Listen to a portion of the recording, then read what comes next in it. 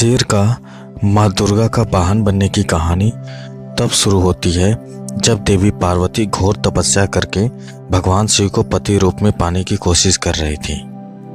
सालों तक तपस्या करने के बाद माता पार्वती को भोले भंडारी अपनी पत्नी के रूप में अपना लेते हैं। इसी बीच तपस्या की वजह से माँ पार्वती का रंग काफ़ी काला पड़ गया था। एक दिन ऐसे ही बातचीत के दौरान भगवान शिव माँ पार्वती को काली कह देते हैं। ये बात उन्हें पसंद नहीं आती।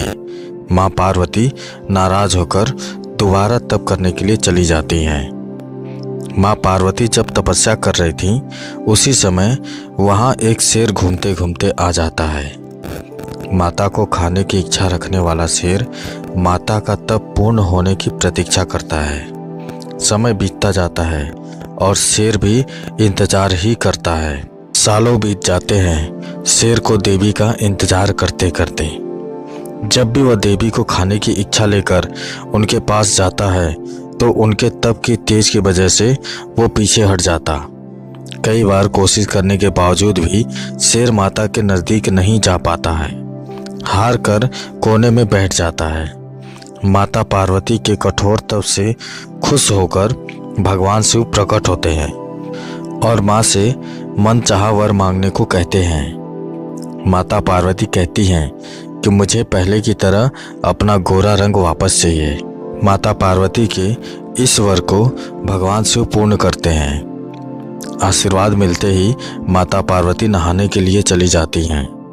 उनके नहाते ही उनके शरीर से एक और देवी का जन्म होता है जिनका नाम कौशिकी पड़ा। नहाते समय उनके शरीर से काला रंग निकल जाता है और माता पार्वती का रंग पहले की तरह साफ हो जाता है। इसी वजह से माता पार्वती का नाम गौरी भी रखा जाता है। नहाने के कुछ देर बाद जब माता पार्वती बाहर आती हैं तो उनकी नज़र शेर पर पड़ती है जो माता को खाने की प्रतीक्षा में भूखा ही एक कोने में बैठा था। माता पार्वती भगवान शिव के पास जाती हैं और उनसे वरदान मांगती हैं। माता पार्वती कहती हैं कि हे नाथ, ये शेर सालों से मुझे भोजन के रूप में ग्रहण करने के लिए इंतजार कर रहा था। जितना तप मैंने किया है उतना ही तप मेरे साथ इस शेर ने भी किया है। इसी वजह से आप इस शेर को वरदान के रूप में मेरी सवारी बना दीजिए।